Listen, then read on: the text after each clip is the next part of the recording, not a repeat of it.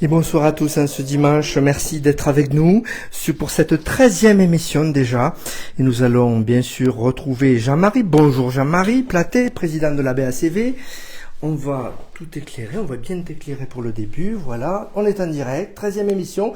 Et je tiens à vous remercier tous, puisque nous sommes à 34 000 vues depuis donc le 3 janvier. Donc on est content, c'est plutôt sympa. On est plus qu'heureux. Ce soir, chiffre symbolique, 13e émission. 13e pour les superstitieux. Voilà, pour les superstitieux, avec un voyage qui va continuer. Et avec un membre de la BACV, bien sûr, et puis un poète, ce qui est génial. Saïd Talla, qui nous vient de Béziers. Et dans les membres de la BACV, je dirais que ce soir, je suis content parce que c'est un membre, mais c'est aussi un ami.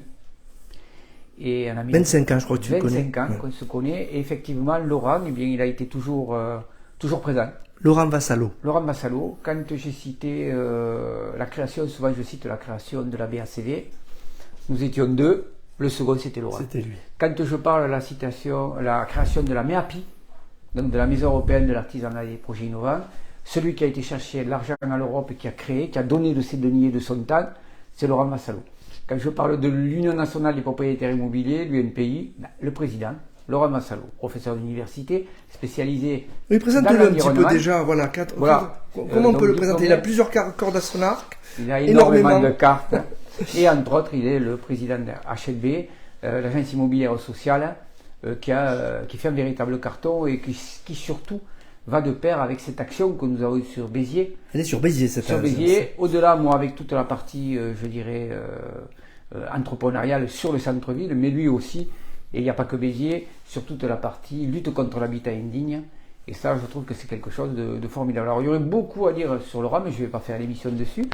Je vais juste te laisser l'interviewer et je crois que les choses vont parler d'elles-mêmes. Voilà, en tout cas, c'est un gagnant.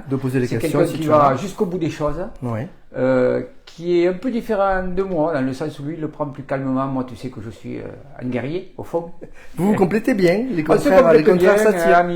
Et il est aussi, c'est pour ça que je l'aime beaucoup, trésorier de l'association. Donc, c'est lui qui gère la BACV. Et tu sais qu'il faut tout le temps être bien avec son trésorier. Voilà, au-delà de la plaisanterie, c'est un super moment ce soir. Et je pense qu'on va continuer à avancer de mieux en mieux. Voilà. Merci Jean-Marie, on passe à l'invité. Je te laisse lui donner le micro. Allez. Et nous, on va changer de côté, bien sûr, pour se retrouver avec notre invité. On va régler la lumière. Si tu peux me mettre le deuxième ring, Jean-Marie, aussi. Voilà, on va baisser un petit peu pour être au niveau. Merci. Merci à Bénir qui joue les chefs lumière. Merci à toi, Bénir. Voilà, bonjour Laurent. Bonsoir. Bonsoir. Comment ça va? Très bien. Très bien, pas trop stressé, ça va? Non, dimanche ça va. Soir, merci de venir en dimanche. Oui, bon, ça va, c'est bien. C'est bien. Alors, pour vous résumer, il a un peu cité, Jean-Marie, un peu vos casquettes, mais en ce moment, donc, c'est l'habitat solidaire qui vous mène avec une agence sur Béziers, c'est ça? Tout à fait. Ben, en fait, on a créé en 2017 une association qui s'appelle Habitat Logement du Biterrois. Oui. Alors, en fait, on a été deux structures à créer cette association. Comme l'a cité Jean-Marie, il y avait l'UNPI, l'Union nationale de la propriété immobilière, avec son antenne donc sur Béziers, puisque l'UNPI, c'est une fédération nationale qui existe depuis le début du XXe siècle, qui a pour objet de regrouper les propriétaires bailleurs, les propriétaires aussi occupants. Et donc, en fait, c'est une chambre syndicale de propriétaires donc depuis plus d'un siècle maintenant. Et à côté, une autre structure qui s'appelle Famille Rurale, qui est une association d'éducation populaire nationale là aussi, voilà, avec une fédération nationale, une fédération départementale, présidée dans le département par mon ami Yves Bayon-Moreau, et avec une antenne donc sur Béziers, présidée par Jean-Pierre Legac, et qui elle donc accompagne les familles, notamment sur de l'accès au droit. Et donc dans l'accès au droit, il y a l'accès au logement. Et en fait, quand on a créé Habitat Logement du Biterrois en 2017, c'est qu'on partait d'un constat qui était que Béziers... On vient de me dire, la vidéo ne démarre pas. La vidéo ne démarre pas. Normalement, moi je suis en ligne, tout va bien. On va vérifier, on est en direct. Ah oui. C'est possible qu'il y ait une erreur, hein. Je vais vérifier. Ouais, on va regarder le direct pour voir si c'est bon. Il y est. Bon, mais c'est bon. Il y est, oui, il y est, c'est bon. Il nous a fait peur. Mais il vaut mieux que tu le dises, on réagit, on est en direct, tout peut arriver. Oui. Donc, oui. Donc, oui, non, je disais, oui, mais en fait, on était parti sur un constat. Bon, Béziers, c'est vrai que c'est une ville où il y a une population qui a besoin de logement social. Alors, si vous voulez, dans les acteurs du logement social, il y a ce qu'on appelle le logement social public, comme les OPHLM, par exemple sur Béziers, c'est Béziers Méditerranée Habitat, les anciennes HLM. Il y a aussi quelques bailleurs institutionnels, comme Promologie, Inly, etc. Tout ça, c'est public. Alors tout ça, c'est public ou parapublic, voilà. Et après, si vous voulez, une agence immobilière sociale, ce qu'on a créé, ça s'adresse à des bailleurs privés, que je qualifierais entre guillemets de petits bailleurs, c'est-à-dire les gens comme vous et moi qui un jour décident d'acheter un appartement pour le louer à quelqu'un, alors soit pour compléter sa retraite, c'est une question d'actualité en plus aujourd'hui, bien sûr. Et qui peuvent passer par une agence classique ou par une agence immobilière sociale, ce qui leur permettra d'avoir des avantages fiscaux dans le cadre de ce qu'on appelle des conventionnements avec l'Agence nationale d'amélioration de l'habitat, et ce qui va permettre aussi d'avoir des loyers maîtrisés pour des personnes, des plafonds de loyer, tout à fait, soit du très social, du social ou de l'intermédiaire, et avec donc des publics justement qui rentrent dans des critères de revenus. Et alors d'ailleurs, souvent on stigmatise le logement social, on dit je veux pas de logement social à côté de chez moi, mais en fait, si on regarde bien aujourd'hui, j'allais dire presque une grande majorité de nos concitoyens peuvent accéder et ont droit au logement social. Ils ne le savent pas. Et ne le savent pas, voilà. Parce que effectivement, j'allais dire, notre niveau de vie et nos revenus n'augmentent pas aussi rapidement aujourd'hui que l'inflation, mais même avant, je veux dire. Et donc, beaucoup de gens rentrent dans des seuils en dessous desquels ils ont droit au logement social.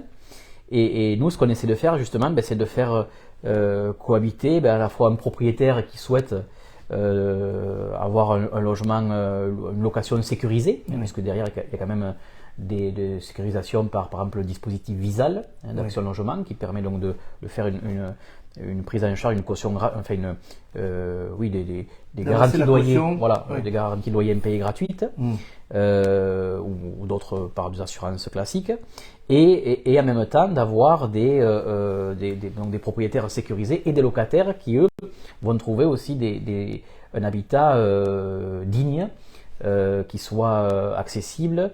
Et ça permet, si vous voulez, c'est vrai que ça c'était un de nos objectifs, de lutter contre ce qu'on appelle les marchands de sommeil. Oui. Parce que bien souvent, les personnes qui habitent dans des logements insalubres, ce sont des personnes qui n'ont pas beaucoup de revenus, qui n'ont pas trop le choix, et qui d'ailleurs rentrent après dans une spirale un peu compliquée, qui est que si le logement aujourd'hui il est classé, c'est le cas depuis le 1er janvier, il est classé G, vous savez, c'est les fameux diagnostics de performance énergétique. En fait, ils vont mettre plus à faire tourner leur grille-pain, qu'on appelle leur petit chauffage électrique. Donc, ils vont payer plus cher l'électricité dans le logement qui ne sera jamais chauffé. Et c'est un cercle vicieux. Et alors, ils préfèrent payer leur facture d'électricité pour pas qu'on lui coupe l'électricité plutôt que payer le propriétaire. Enfin voilà. Et l'idée, c'est d'essayer de sortir de ce cercle vicieux avec aussi des partenaires comme la CAF. Donc de faire de l'isolation. Alors voilà, d'accompagner avec l'ANA, avec les collectivités territoriales comme la communauté d'agglomération Béziers-Méditerranée, comme l'ANA, comme la CAF, comme le département. L'idée, c'est de réunir un maximum de partenaires. Exactement, voilà, et d'aider les gens et de prêcher, à la fois de prêcher auprès des propriétaires bailleurs en leur disant tout l'intérêt qu'ils ont à rénover leur logement, à faire des logements décents, salubres, et puis à des locataires en leur disant, vous voyez, on vous donne aussi un logement décent, salubre, etc. À vous aussi de bien l'entretenir, parce que c'est aussi là où vous habitez. Vous savez, quand on veut rebondir dans la vie, déjà avoir un toit, c'est quand même primordial, parce que nous, par exemple, aujourd'hui, on a des gens, parce qu'on dit le social, alors le social, c'est aussi ce qu'on va un peu qualifier aujourd'hui de gens qui travaillent, travailleurs pauvres, c'est-à-dire qu'il a un loyer, enfin il a plutôt un revenu, mais il n'arrive pas à se loger, donc il dort dans sa voiture, mais on pourrait lui trouver un logement dans des appartements, un studio, un T1, un T2, etc. Voilà. Et je vous pose la question, une question peut-être qui traverse souvent les esprits. Est-ce que cet habitat social, les gens que vous aidez, ils ont plus de problèmes, c'est plus problématique à gérer que de l'habitat normal? Pas du tout. Non. Je voulais qu'on le dise ça. Non, j'allais dire, nous il y a des locataires que l'on connaît le jour de l'entrée, le jour de l'état des lieux entrant. Juste avant pour faire leur dossier, puisque nous on essaie de faire des commissions d'attribution de logement, comme dans les institutions publiques. Ouais. Donc une fois que le dossier a été accepté pour le locataire, il visite, il fait un état des lieux rentrant, pendant 3 ans, 6 ans, ou plus, ou moins, ben, il reste là, et puis un jour il nous dit qu'il part parce que soit il change de métier, soit la famille s'agrandit aussi, parce que il y a un parcours de l'habitat, il y a un parcours de vie tout à fait, et l'habitat correspond à ce parcours de vie, et donc non, on n'a jamais eu de problème, on n'a jamais eu de relance, on n'a jamais eu, ou même c'est la personne des fois qui appelle en disant écoutez, ce mois-ci, ben, je paierai pas le 5, je paierai le 10. Oui, il y a une relation de confiance qui oui, voilà, oui. Puis ils se sentent reconnaissants aussi de l'aide que vous leur apportez, j'imagine. Et puis, comme je vous parlais tout à l'heure de famille rurale, ben, on peut solliciter, nous, on a des conseillers en économie sociale et familiale qui peuvent justement les accompagner lors d'une difficulté, d'une séparation, de l'arrivée d'un enfant, donc un changement de vie. Ou on peut les accompagner aussi sur des projets, ce que disait Jean-Marie sur la BACV, où on peut avoir aussi des locataires qui viennent nous voir et qui nous disent ah moi j'ai un projet d'entreprise, là je veux quitter ma société. Il y a un lien. Ah oui. Voilà, il y a tout ce lien qui se fait. Voilà, l'idée c'est du lien social. On sent que quand les gens se sentent accompagnés, aidés, qu'il y a du réseau, finalement ça marche mieux. Ouais. Comme de l'huile dans les rouages finalement. C'est pour ça d'ailleurs qu'on s'est installé à la place Saint-Cyr à Béziers, à de la rue Canterelle, quand on a trouvé ce bâtiment. Un peu plus bas que la mairie. Hein. Voilà, il y a 6 ans maintenant. C'était ce choix-là, c'est-à-dire on s'implante vraiment dans un quartier, d'ailleurs c'est ce qu'on appelle un quartier politique de la ville, un quartier politique de la ville.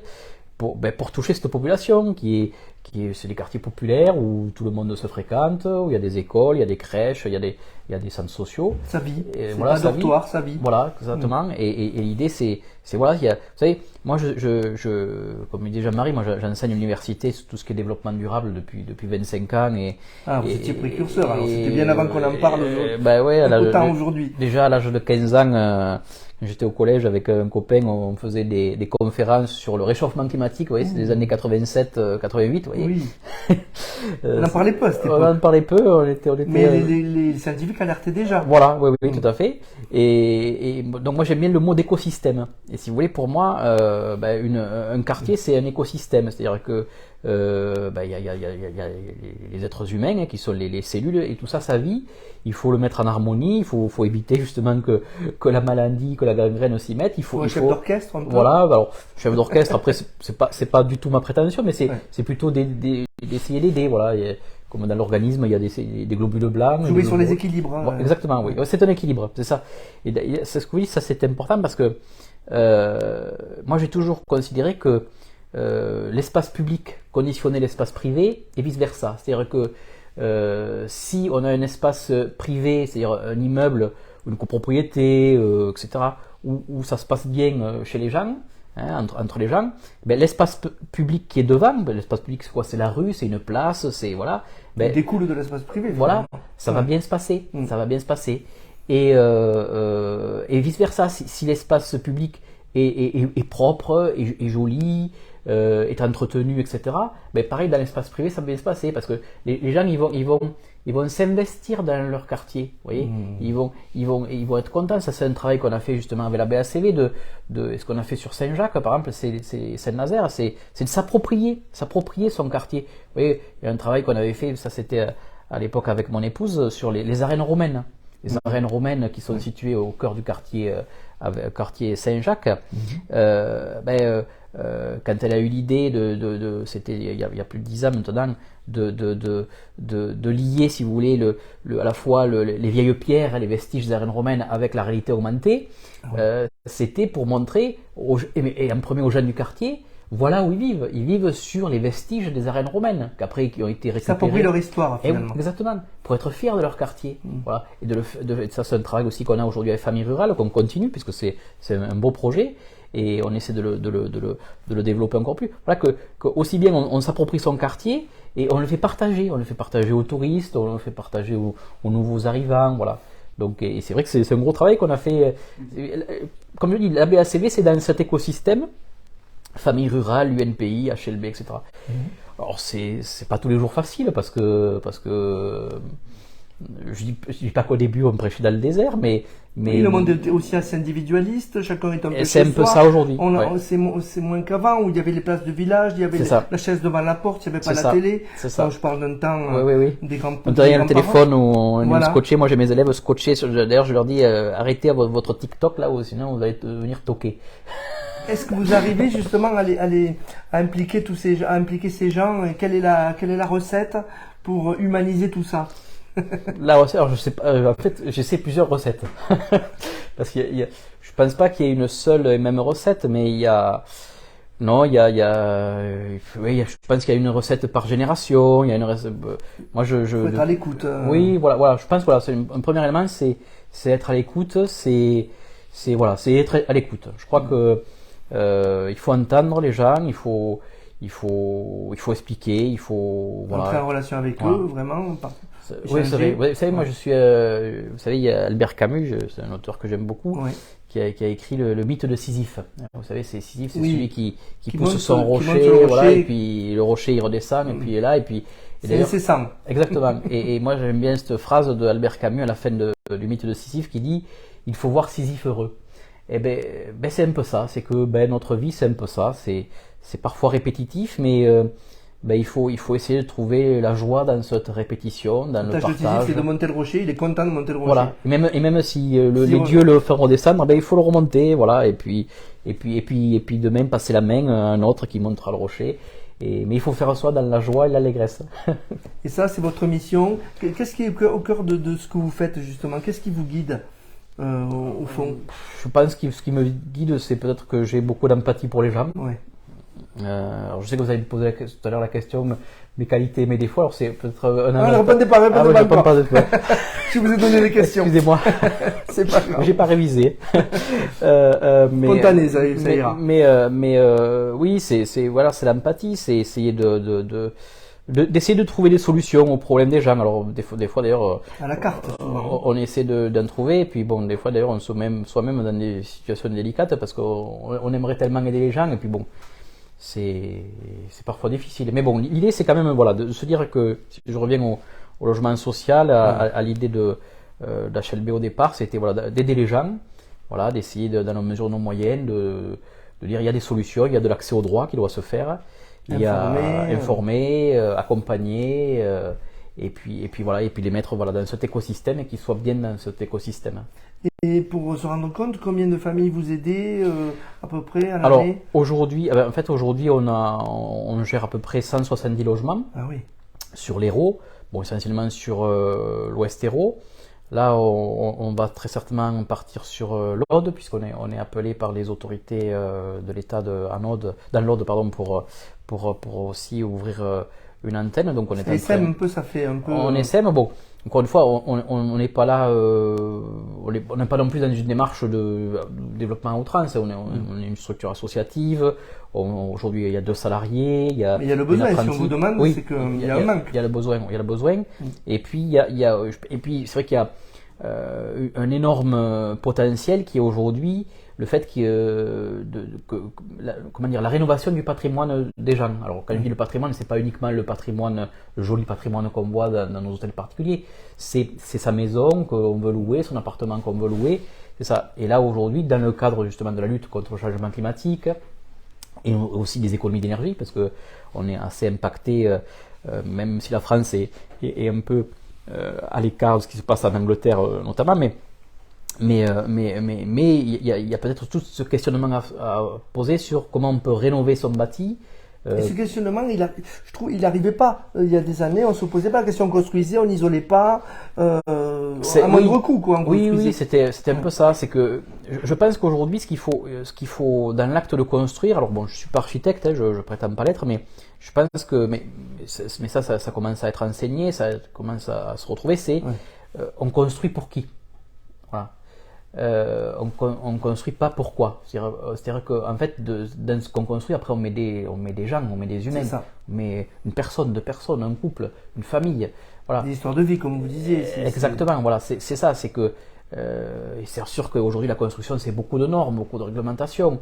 Mais je pense que ce qui est important, c'est qui sait qui va y vivre. Voilà. Et vous voyez, je parlais il y a 2-3 jours, là, on parlait, par exemple, vous savez, il y a quelques années à Béziers, on a démoli des immeubles de Capendegui, à Devèze. C'est un quartier que je connais bien puisque j'ai grandi, j'ai vécu près de plus de 20 ans avec mes parents. Et oui, c'est bien d'avoir démoli les HLM, oui, mais vous savez, les HLM à Devèze, il y avait les T5. il y avait des T6. Et aujourd'hui, ben, on en cherche des T5 et des T6. Vous habitiez dans ces immeubles-là? Non, moi j'étais dans les privilégiés, j'étais dans les petites villas, mes parents, entre le château de la Gaillonne et le château de la Devèze. Voilà, mais bon, tous mes copains, beaucoup de mes copains étaient soit dans les tours de la Gaillonne, soit à Capendegui. Il y avait de l'espace. Ah oui, il y avait de l'espace, et puis c'était bien, moi je me souviens avoir promené mon chien à l'époque, voilà, et puis je vous dis, j'ai fait l'école des Romarins, le collège de la Devèze, voilà. Pourquoi la démolition de ces tours? Parce qu'elles n'étaient plus aux normes? Oui, bon, je pense qu'il y a plusieurs facteurs, voilà, mais peut-être qu'on voulait autre chose, mais bon, il faut se questionner. Alors c'est vrai que peut-être c'est devenu un peu des ghettos, mais bon, le problème, si vous voulez, ça c'est on a fait beaucoup de politiques de rénovation urbaine. Oui. Bon, ça c'est une question que je connais bien parce que je l'ai beaucoup travaillé.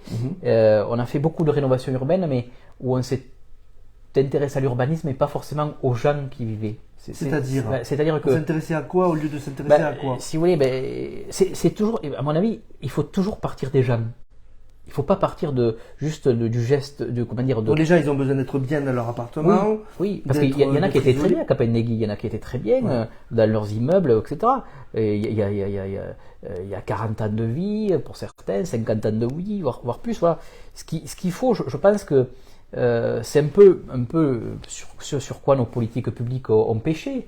Bon, elles essaient Ils ont ignoré quoi, justement? Ils ont ignoré la qualité de vie dans ces logements? Alors, les logements eux-mêmes, je veux dire, il faut se souvenir que quand on a construit les HLM dans les années 60, ben, les gens étaient heureux d'aller vivre dans les HLM, hein, parce qu'ils quittaient le centre-ville où il n'y avait pas de toilettes dans les maisons, il n'y avait pas de salle de bain dans les maisons, hein, on construisait soit à côté, soit on prenait une chambre où on faisait les WC et la salle de bain. Il y avait un progrès. Il y avait un progrès. Il y avait le chauffage central, donc c'était un gros progrès, les HLM, hein, ces grandes barres d'immeubles, etc. Relisez les plaquettes d'ailleurs entre guillemets politiques des années 60-70 de Brousse, Claparède, Balmigère, hein, nos anciens maires, où c'était quand même quelque chose de super, c'est d'avoir ces nouveaux habitats. Mais je pense chaque fois on a oublié de remettre, parce que peut-être trop dans la technoscience, dans la technostructure, on ne s'est pas intéressé trop aux gens. Alors aujourd'hui on s'intéresse, c'est-à-dire qu'on se dit, ben, quand on construit l'habitat, il faut penser aux gens âgés. Voilà. Il y a une mixité sociale. Alors la mixité sociale, on pourrait en parler, parce que la mixité sociale, ça se décrète pas. Hein. On pourrait dire, oui, il faut vivre tous ensemble les uns les autres, aimez-vous les uns les autres. Bon, ça c'est les évangiles, c'est très bien, mais je pense d'ailleurs que c'est une mauvaise interprétation des évangiles. Mais bon, moi je pense que voilà, encore une fois. Vous savez, il y avait un film qui avait été très intéressant, je ne sais pas si vous vous souvenez, ça s'appelle La Crise. Oui. Il y a plus de 20 ans, avec Patrick Timsit notamment, etc., où il fustigeait les populations, mais en fait il vivait avec cette population, quoi. Voilà, dans le film. Bon, mais oui, mais c'est mes copains, c'est mes amis, c'est mes sociaux. Ouais, voilà, ben oui, c'est ça la vie.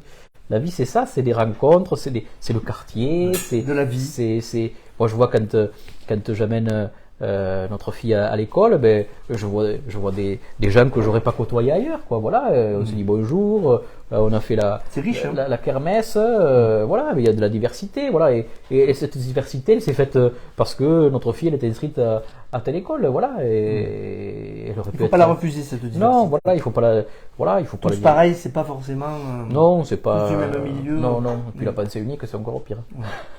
Mais merci pour Laurent Vassallo d'être venu nous voir. Deuxième partie tout à l'heure, on va rejoindre le poète Saïd Talla tout de suite, que je vais demander d'aller côté scène.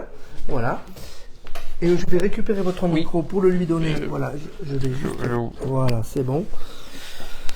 Ça va, Saïd? Oui, ça va. Je suis content d'être parmi vous. Avec plaisir. C'est un grand plaisir de vous recevoir. C'est Vinir qui a joué les intermédiaires. Merci à lui. Ah, je le filme un peu quand même. Il sera invité demain avec Laurent. Voilà, c'est programmateur musical et culturel, je dirais. Je l'ai mis ici, j'ai pas l'habitude. Mais... Oui, alors je vais vous aider. Je vais vous aider. On va la mettre sur le revers de la veste là. Voilà. Ok, merci beaucoup. Alors, comment vous présentez, Saïd? Oui, voilà, je m'appelle Saïd Talla, donc je suis de la nationalité française, d'origine marocaine. Oui. Donc je suis venu en France en 2000. Et voilà, je suis enseignant donc d'histoire, Oui. mais j'ai une passion pour la littérature, particulièrement la poésie, et aussi pour tout ce qui est narratif, donc les nouvelles littéraires ou le roman. Vous me dites, voilà. je m'intéresse à tout dans mes poésies. Oui, je suis voilà. Parler de je la peux pluie, dire, par exemple, la pluie. la pluie, voilà, tous les éléments de la nature, les éléments qui captivent mon attention, parce que la poésie, essaie de passer un message, donc elle rentre en contact avec l'univers, avec les humains, avec le monde, par l'étonnement, l'émerveillement, par aussi le questionnement, donc questionner le monde, l'origine des choses. Ce questionnement est très important. C'est philosophique aussi, c'est philosophique. Oui, c'est pour cela toute chose peut ou pourrait m'interpeller, me remplir de joie, d'émerveillement, de tristesse, de réflexion. Donc c'est la nature, beaucoup vous regardez la nature. Beaucoup la nature. C'est pour ça le thème de ce recueil de poèmes, qui est le premier d'ailleurs. Donc il y a un autre poème On peut le montrer. qui arrive. Je vais le prendre, on va le mettre devant. Voilà. Oui, Il y a la traduction, qui prend le c'est titre. écrit en arabe. L'arabe, mais la traduction en français prochainement. Donc je vais travailler sur ça. Donc ce recueil de poèmes que j'ai publié l'année dernière. Donc c'est un recueil composé de plusieurs poèmes qui abordent plusieurs sujets. Donc la pluie, le père, la mer, la nature, Dieu, les humains. Donc plein de thèmes qui m'ont interpellé et qui m'ont poussé à écrire des poèmes. Un poème, voilà. Il y a des rimes en arabe aussi. Oui, il y a des rimes en arabe. Mais moi, j'écris ou je suis dans une démarche qui appartient à un mouvement le nouveau poème qui est en prose, oui. Donc qui casse plus ou moins le rythme classique de la poésie classique, qui est basée sur le rime. Donc le rime, il est intérieur on va le chercher à l'intérieur dans ce genre de poème. Donc dans le monde arabe, à partir de Badr Shakir Siyab, c'est un poète irakien très très connu, puis passons par Mahmoud Darwish, un poète aussi très très connu, qui est dans ce chemin de chercher l'essentiel, de chercher les questions existentielles et les questions qui s'intéressent à l'humain. D'accord. Voilà. Dernière question, avant qu'on vous écoute, oui. Saïd. Est-ce que c'est difficile de traduire de l'arabe au français? Et c'est un travail renouvelé finalement dans votre... il faut recomposer le poème quand il est traduit?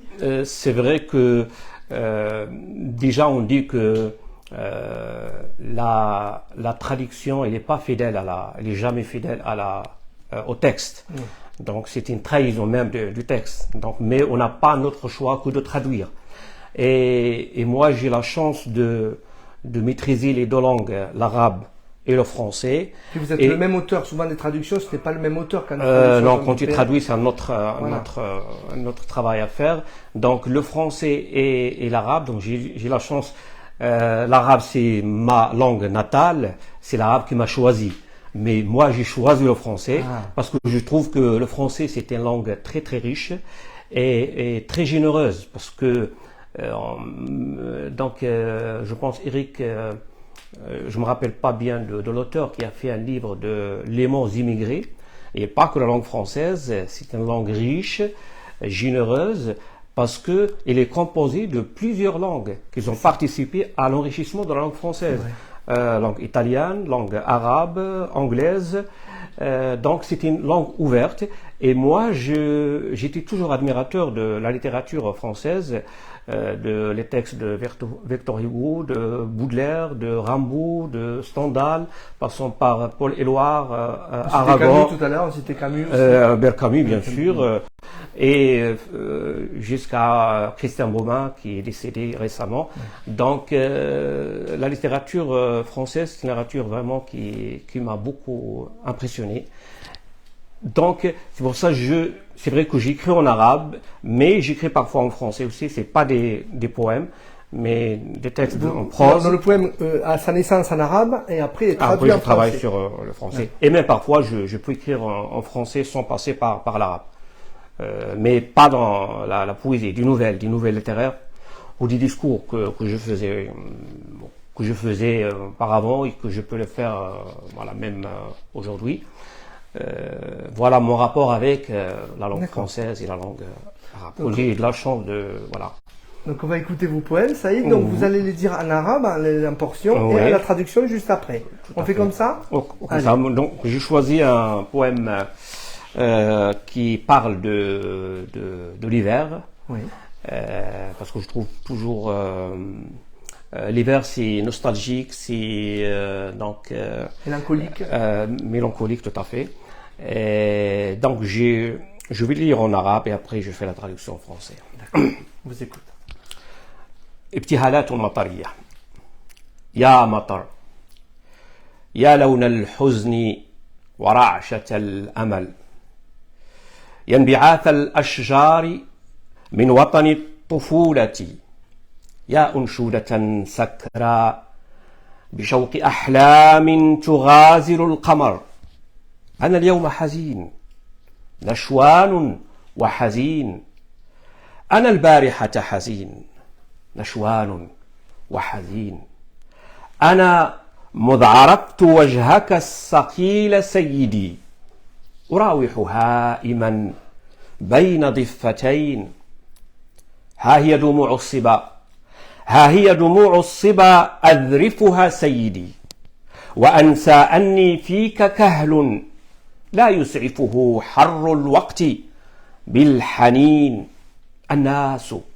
الناس منك يفرون، وأنا أغمس جسدي في لجة عنفك، في صبك الحاني على حدائق عطشي. فأرجع طفلا كما كنت، وأرقص كهلا كما شئت، وأسرق خيط ماء لأغزل ثوب ناي، وأرثي زمن الضنين. Ça, c'est une partie de poème en arabe. Je vais essayer de vous ponctuez traduire. Vraiment, vous ponctuez, vous le dites vraiment, on voit que vous le vivez. En arabe, j'espère. En français, ça va être la même chose, mais je vais essayer d'en articuler et de passer le message vocalement de le contenu du poème. Donc, ô pluie, couleur de mes ennuis, frisson de l'espérance, renaissance des essences du pied dans mon enfance, ô chant ivre, de rêveries nostalgiques, flirtant avec la lune, me voici aujourd'hui triste, mélancolique, grisé, oui, mais triste. Et hier j'étais triste, ravi certes, mais triste. Et depuis que je connais ta face laminée, je vogue ainsi errant entre deux rivages. Voici mes larmes d'enfant que je verse en torrent, oubliant en toi mon âge. Ne trouvons pour ma nostalgie nul rivage, alors que les autres fuient ton sort. Je plonge tout mon corps dans les abysses de ton enfer violent, dans ton désir ardent, envers mes jardins assoiffés, retrouvis de mon enfance la liesse, savouris dans mon âge la sagesse, et te voler un doux filet en tapissement violent, et plaindre ce temps dolent.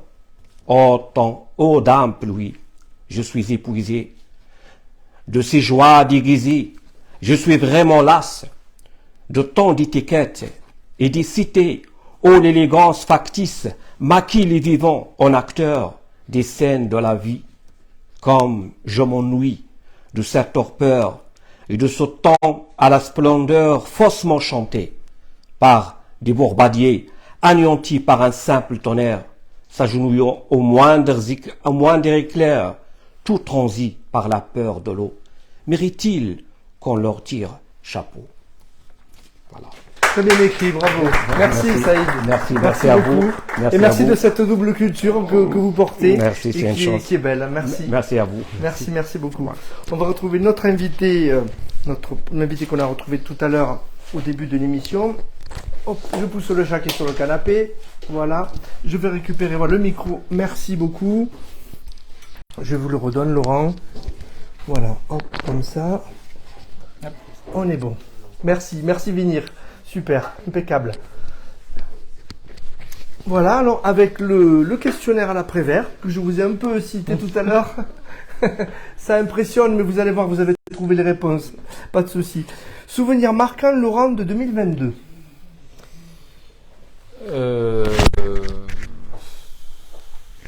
Souvenir marquant de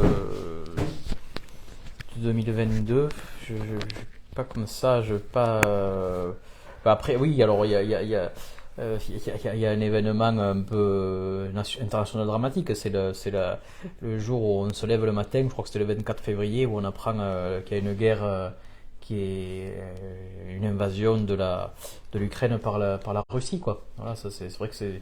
On l'avait pas vraiment senti venir. Non, on l'avait pas senti venir, mais à titre personnel, d'ailleurs, moi je pense pas que ça se fasse... parce que bon, je suis pas non plus un spécialiste de géopolitique, mais ce qu'on lisait, etc.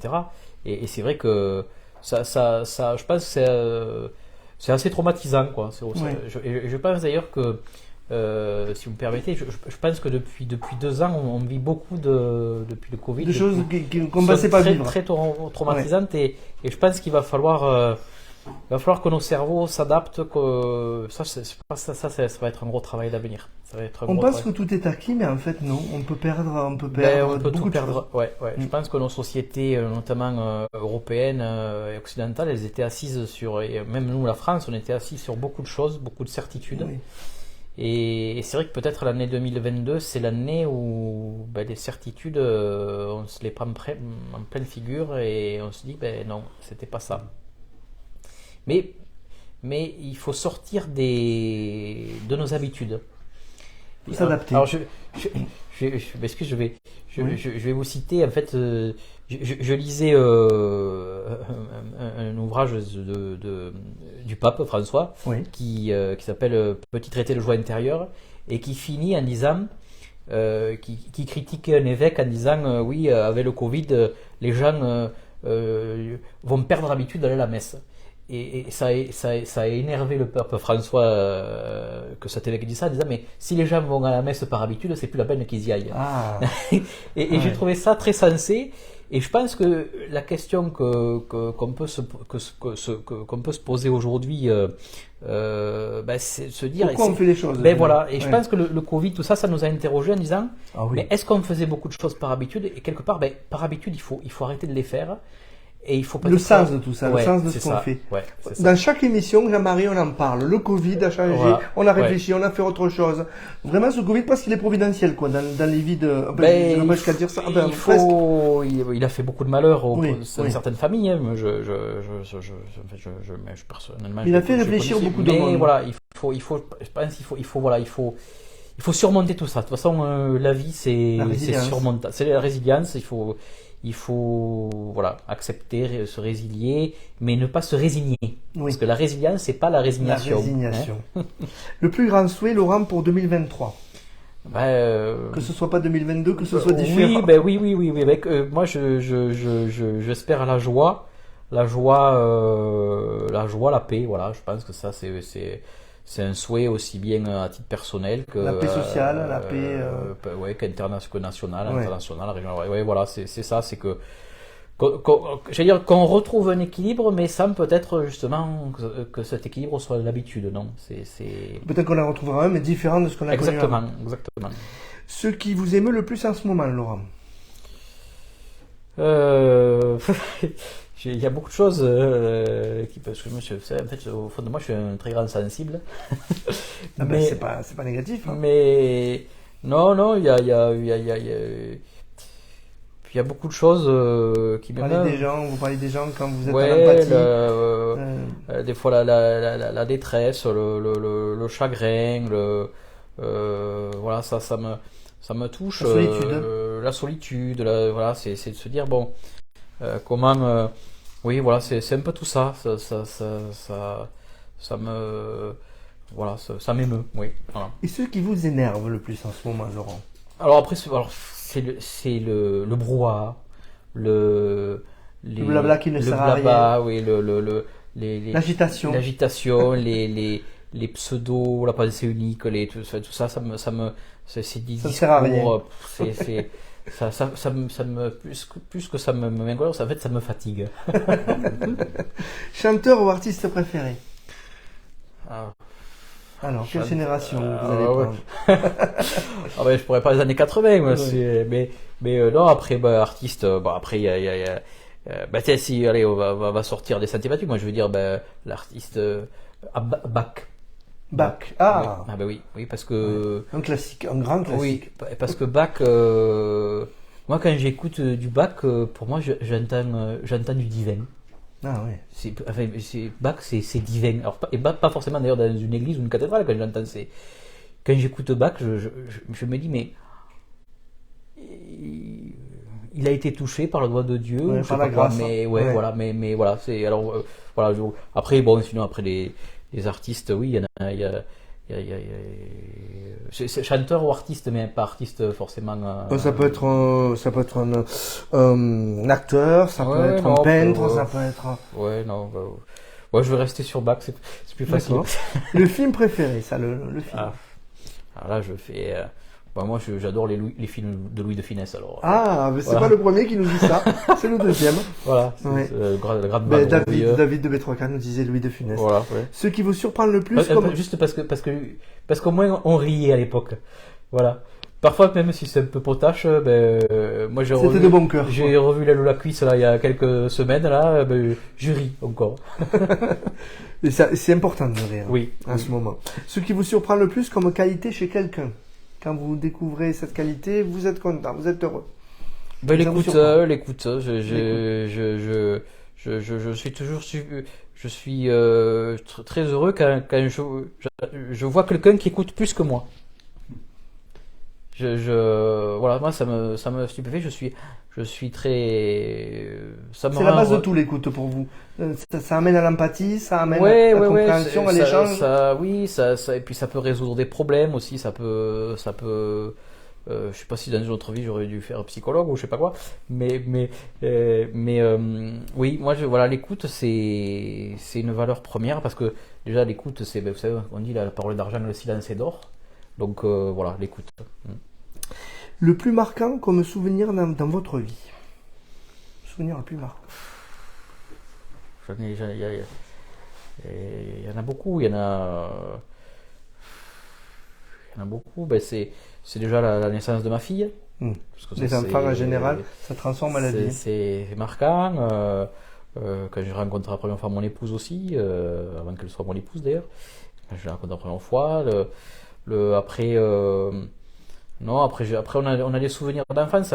Et d'ailleurs, moi j'ai toujours dit que si on regardait plus notre vie parfois avec les yeux d'enfant que l'on a, peut-être notre monde ne serait pas un monde d'adultes aussi formaté, blasé, dur parfois. Voilà, je pense qu'il faut savoir regarder.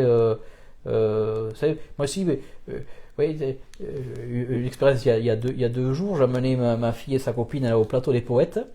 C'était samedi. Et ma fille, vous savez, il y a la rivière bleue, vous savez, au-dessus du plateau des poètes, là, il y a en bas du Titane, là. J'ai vu ma fille avec sa copine, elles ont mis la main dans la rivière, elles ne sont pas baignées parce qu'il faisait froid. Mais je me suis revu avec ma grand-mère, il y a maintenant. Dans ces lieux, on va dire 43 ans. Au même lieu, au même endroit. Oui, j'étais là avec ma grand-mère, on partait elle habitait vers l'Immaculée, on allait le mercredi après-midi au plateau des poètes et je jouais dans cette rivière bleue. Là j'ai vu pour la première fois, parce que c'est vrai que maintenant c'est vrai que les travaux importants qui ont été faits, c'est super, et on revoit la rivière bleue couler, et j'ai vu ma fille là, toutes les deux là, elles étaient là, et spontané, j'ai dit tiens, voilà, bis repetita.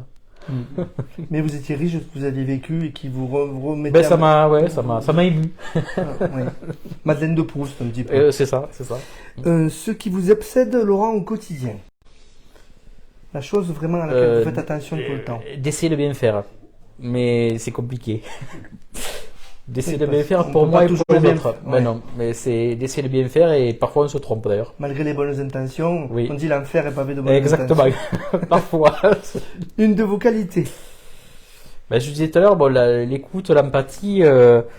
Après, c'est toujours gênant de parler soi-même de la qualité. Voilà, non, mais c'est l'écoute, l'empathie, mais ben aussi ça je reconnais et ça, j'ai beaucoup de gens qui me connaissent le disent, la patience. Ah. Oui, vous êtes toujours calme, comme ça vous avez l'air très calme. Est-ce que vous êtes un faux calme ou... Non, je pense pas être un faux calme.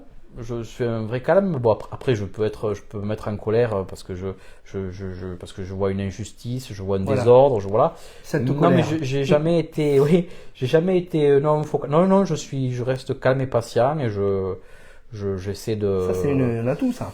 Dans les gestions des fois de crise, de difficultés. C'est vrai, Rester c'est calme. vrai, c'est vrai. Mais vous voyez, on revient à Sisyphe, vous voyez, pareil, bon, le rocher est tombé, bon, on pourrait se mettre en colère après les dieux et tout ça, et puis on se dit, bon, allez, c'est comme ça. Puis dans une société, aujourd'hui, on veut tout de suite, d'immédiateté, de... Ça, c'est notre gros problème, et je le vois moi avec mes élèves ou mes étudiants, et cette instantanéité. Alors, nous, à la rigueur, on est la génération, enfin, moi je suis la génération, je suis né en 73, Ben, moi aussi. voilà.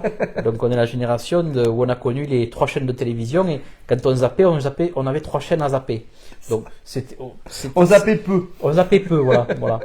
Et bon, ben là, ce qui me fait peur, c'est que ben, entre les téléphones, la télé, etc. Ça s'appelle ben, le vertige des possibles. Ouais, mais c'est Et presque c'est trop. un peu grave. Ouais. Et la question que je me pose d'ailleurs pour notre fille, c'est comment son cerveau va avaler tout ça. Je le pose pour ma fille, mais je me le pose aussi pour mes élèves ou mes étudiants. Et bon, je pense qu'ils s'en sortiront. Mais c'est là où on se dit, on devient un vieux con quand même aussi, quand on se pose ces questions. Non, mais c'est une vraie question, parce que quand il y a beaucoup de choses à intégrer, du coup, Ouais. on est plus superficiel dans ce qu'on intègre, peut-être. Ben, Il faut ouais. choisir, Il va falloir retrouver une la dextérité. ouais. Ben, en fait, je pense qu'il va falloir retrouver la méditation et éviter que la méditation elle ne soit donnée par des gourous. Parce que c'est ça, je pense que l'ère des gourous est revenue. Ouais. Et je pense qu'il faut Il faut un équilibre, on en parlait Ouais. d'équilibre tout à l'heure. Ouais, il va falloir voilà. En fait, moi, je suis pas inquiet pour notre Vous fille, êtes mais positif. oui, non, je suis positif. Je pense que l'humanité, ça en est toujours sorti, mais c'est par la crise. Enfin voilà, il va falloir trouver des solutions. Quand même. Et entre nous, je sais pas si l'intelligence artificielle, parce que déjà, je trouve que ce terme, c'est un oxymore de dire intelligence artificielle, parce que pour moi, une intelligence ne peut pas être artificielle. Voilà, c'est Elle est humaine. à un moment donné, oui. On pourra faire ce qu'on veut. Là, j'entendais, il y a le nouveau truc robot là, qui est sorti, où il fait des phrases, où il fait même des plaidoiries d'avocats, etc. Faisons Oui, ça attention. Ça fait peur un peu ça. Faisons Ça attention. ça quand même. déshumanise. Ouais. Un de vos défauts, Laurent, pour terminer. Oh, j'allais dire oui. Bon, pareil, je peux pas dire que l'empathie soit un défaut, mais Trop d'empathie. peut-être, ouais, ou un défaut. Oui, peut-être si, c'est que des fois, j'ose pas dire les choses. Voilà, j'ose pas dire les choses ou j'essaie de les dire indirectement et peut-être que parfois il vaut mieux dire les choses clairement et pour éviter que les gens Paisiblement. interprètent, etc., etc. Ouais, qu'il y ait des malentendus. Ouais, voilà, ouais, c'est peut-être ça, voilà, c'est que mais bon, en fait, le problème, c'est qu'on ne voulait pas faire mal et ben, c'est pas forcément la bonne chose. Alors, Trouver la bonne voie, ne ouais, pas ouais, voilà, dire sa c'est ça. vérité, mais ne pas blesser. C'est ça, voilà, voilà, ça c'est peut-être un défaut, mais j'essaie de le corriger. Merci en tout cas, Laurent Vassallo, de votre venue. Avec un plaisir. C'était un plaisir. Et ben à très bientôt. Et À bonne très bientôt. continuation dans votre travail. On va retrouver, alors on va déplacer les lumières, on va retrouver Jean-Marie pour la conclusion. On va lui donner le micro. Oui. Je vais le récupérer. Voilà. Voilà Jean-Marie.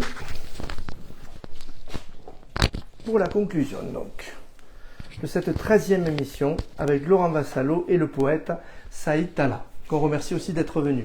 Et je crois que ce qui est caractéristique, c'est que sur les 13 émissions, on n'en a pas fait une qui était identique à l'autre. On a eu des fils conducteurs, Je pense au Covid où on a vu effectivement... Des gros fils conducteurs, oui. Mais on a vu des gens qui étaient passionnés, investis dans tout un tas de domaines. Ça pouvait aller de la cuisine, en passant par l'immobilier, en passant par tout un tas de choses, mais qui ont une force de volonté, une force de changer les choses, une force d'avancer et de vivre leur passion jusqu'au bout. Donc moi je crois que ça c'est plus que gratifiant. Je pense que à la fin de ces émissions on ne va pas en sortir indemne. Je pense qu'on aura retiré un enseignement. On aura fait en plus de très belles rencontres, très bel échange. Je veux dire, il y avait des gens que j'ai amenés, que tu as amenés. Oui, c'est vrai. C'est vrai, on a pu voir tout un mixage d'idées. Bon, ce soir j'ai écouté de la poésie, mais c'est vrai que je m'étais intéressé pendant un temps à la poésie arabe. Et c'est vrai que c'est une grande poésie aussi, avec des gens qui sont peu connus mais qui ont fait des choses extraordinaires. Je disais que c'était très difficile de faire une traduction sur du français. Là, je trouve qu'il a fait un travail d'équilibre parce que le français est tellement précis dans les mots. Je ne veux pas dire que l'arabe n'est pas précis, mais c'est tellement, on a telle nuance sur le français, puisque pour une même sensation, on va avoir 10 mots qui peuvent dire. C'était beau, hein, comme il l'a dit en français. C'était très joli. Très beau. Donc je crois que vraiment, voilà, on a avancé. Encore une belle soirée, et puis ça donne envie de voir la prochaine. Voilà. Mais la prochaine, ce sera avec, heureusement que tu en parles, c'est demain, lundi, avec Vinir et Laurent, les programmateurs musicaux, les deux programmateurs qui nous ont fait découvrir ce poète, qui nous ont fait découvrir du rap, de la variété française avec l'art et nous, bien entendu. Et ils auront chacun leur partie demain. Et voilà. Et en plus, tu auras vu ce soir Laurent, c'est vrai que Laurent, il est un peu dans mon ombre, on travaille. Tu m'en parles depuis longtemps. Et c'est un gagnant, voilà. Et tu étais content de l'interview, c'était fidèle à ce que tu connais de lui? Ah oui, totalement, mais bon, Laurent, c'est plus qu'un ami, ça fait des années qu'on se connaît, et c'est vrai qu'on se comprend, et il sait parfois tempérer, et puis moi je sais parfois avancer, parce que tu me connais, Tu avances. Oui, j'ai plutôt avancé. Et là, on avance avec Laurent, on avance même bien, voilà. Très bien, merci Jean-Marie. Tu restes là, on va demander à Saïd et à Laurent de retrouver, voilà, pour faire le cliché de fin, voilà, pour vous avoir tous les trois. Et vous remercier d'être venus. Et on vous dit, pour l'émission 23, au numéro 14, ce sera demain lundi. Merci. Merci, au revoir.